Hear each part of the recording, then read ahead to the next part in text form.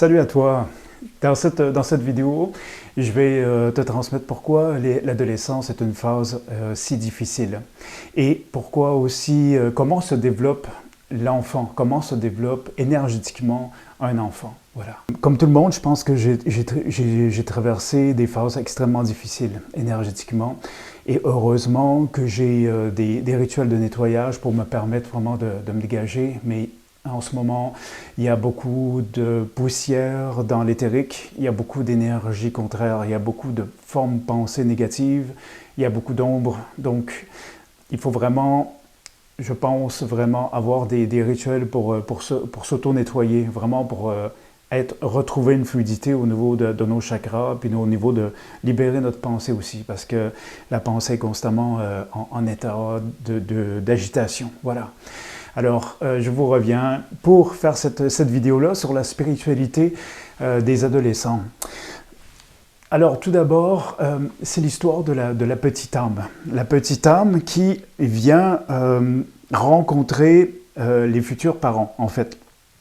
Donc, il y a une espèce d'entente qui se fait entre l'âme qui est à venir et les parents.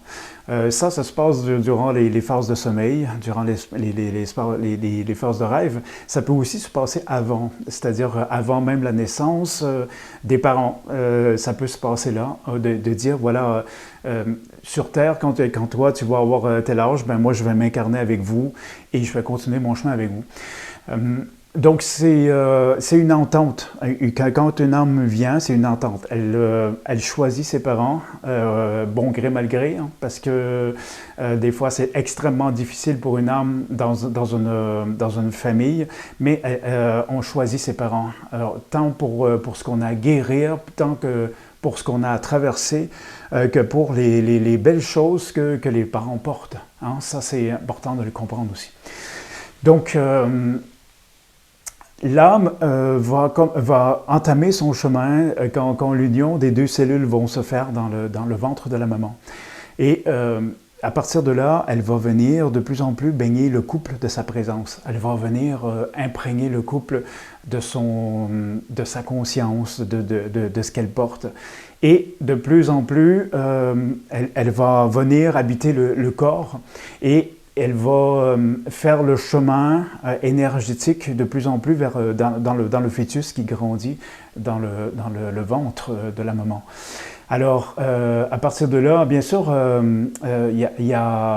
pour elle, il y a la protection énergétique, ben, c'est la maman qui l'offre et c'est le papa qui l'offre.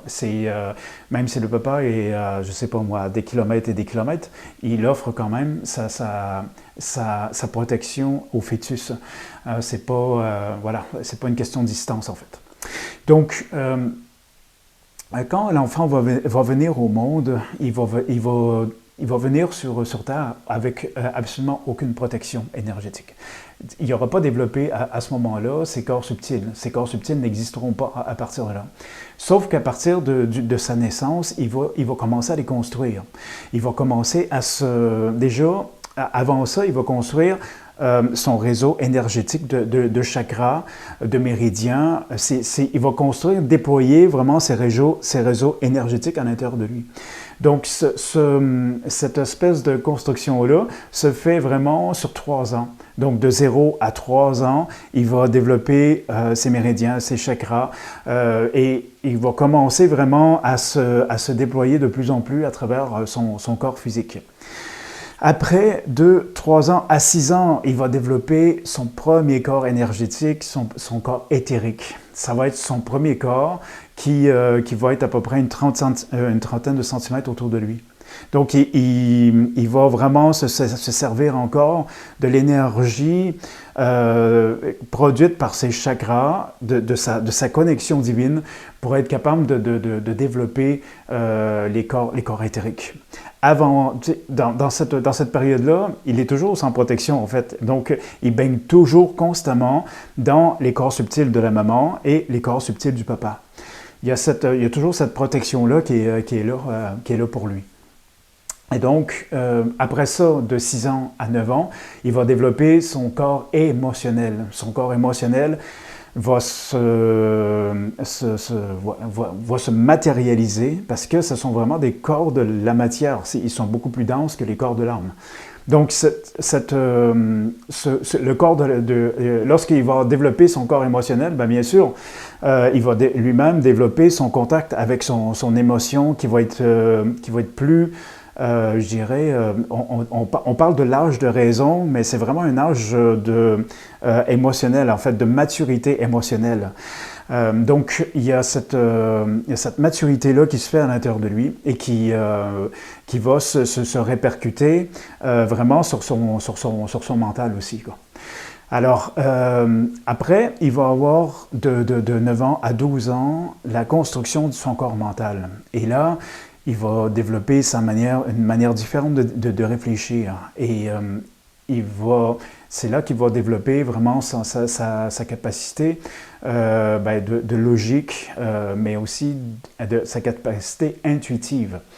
Alors, à partir de là, à 12 ans, eh bien, il y a une coupure qui se fait à 12 ans. Et ça, ben, il y a peu de personnes qui le savent. Et c'est vraiment important de le comprendre. C'était compris dans les peuples premiers, dans les peuples amérindiens, dans les peuples, pas amérindiens, mais les peuples autochtones. Les Amérindiens n'aiment pas qu'on les appelle les Amérindiens. Donc, c'est les peuples autochtones, que ce soit chez les Hopis, chez les Aborigènes, ils avaient un rite de passage à 12 ans. C'était pour eux quelque chose qu'on ne pouvait pas passer à côté. Ça prenait un rite de passage à 12 ans. Alors, on a perdu ça, nous. On a perdu ce rite de passage qui est vraiment un rite super important pour l'adolescent. Et quel est ce rite de passage? C'est ça qui, en fait, à 12 ans, il coupe sa connexion avec la protection des parents. Il a développé ses corps subtils, donc à partir de 12 ans, l'enfant est, entre guillemets, autonome, énergétiquement. Il est lui-même sa propre protection. Donc à partir de là, il se coupe de maman, papa, et il continue son chemin dans ses corps subtils, sa propre protection. Alors, ça peut être très très mal vécu par papa, maman, ça peut être très très mal vécu aussi pour l'adolescent, parce qu'il y a vraiment une coupure qui se passe là. Donc, à partir de cet instant-là, qu'est-ce que l'adolescent devrait normalement faire? Et c'est à ça que servaient les rites de passage, se reconnecter à son essence, se reconnecter à sa verticalité. Okay? Les parents, c'est sa connexion horizontale. Les relations qu'il va avoir après, ce sont des relations horizontales. Et il faut que lui-même développe sa connexion verticale avec la terre, avec le ciel. Hein? À partir en fait, ce rite-là servait à recréer la connexion au ciel et à la terre à l'enfant. Donc l'enfant, qui avait 12 ans, il ne cherchait pas nécessairement à créer des dépendances avec différentes substances, avec des personnes extérieures, avec la copine ou le copain. Il y avait cette connexion-là, il ressentait sa connexion, donc il n'y avait pas besoin nécessairement d'aller se nourrir à l'extérieur par des relations qui pourront le faire devenir dépendant de quelque chose. On regarde les adolescents aussi aujourd'hui qui n'ont plus cette connexion-là à 12 ans, qui n'ont plus ce rite de passage à 12 ans. On regarde, c'est les écrans, il y a beaucoup de choses qui viennent les polluer, qui viennent les attirer. Ils ont besoin d'occuper leur esprit constamment. Et je sais de quoi je parle, parce que j'en ai eu 5 à la maison. Je sais absolument de quoi je parle. Donc, c'est tellement important de savoir développer cette conscience-là chez les enfants.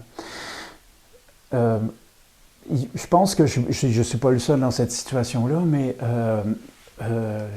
disons que quand on est enfant, puis qu'on a des pensées, des pensées spirituelles, ou même on a des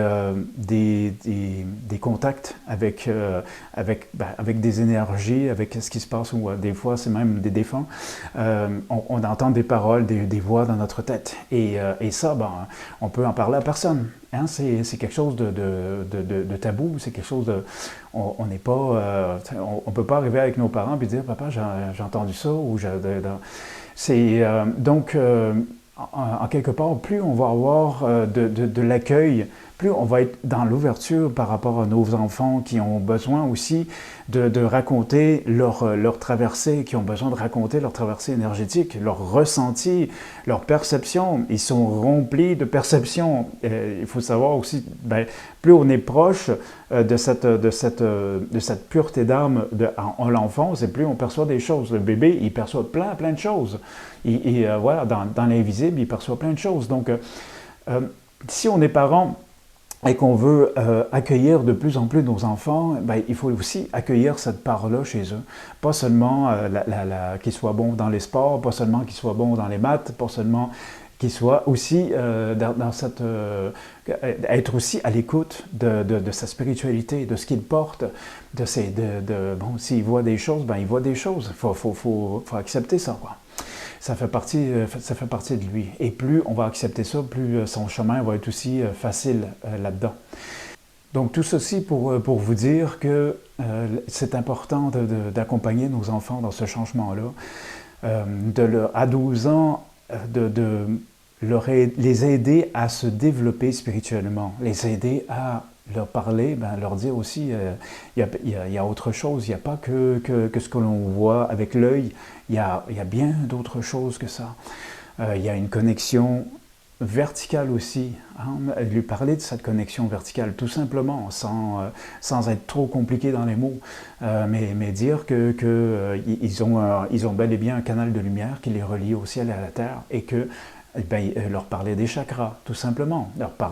Leur dire que c'est des centres énergétiques, que ces centres-là énergétiques sont en contact avec le corps physique, là où ils sont. C'est tout simple et ça fait partie de nous. Ça fait absolument partie de nous. C'est pas extraterrestre, c'est pas quelque chose de... Tout ça, ça fait partie de nous. On est ça aussi. On n'est pas uniquement ce que l'on voit avec l'œil physique. Hein. Alors, je vous remercie pour votre écoute. Si vous avez des questions par rapport à ça, je peux y répondre aussi. On peut se contacter. Je vous remercie et je te rappelle, le guérisseur, c'est toi.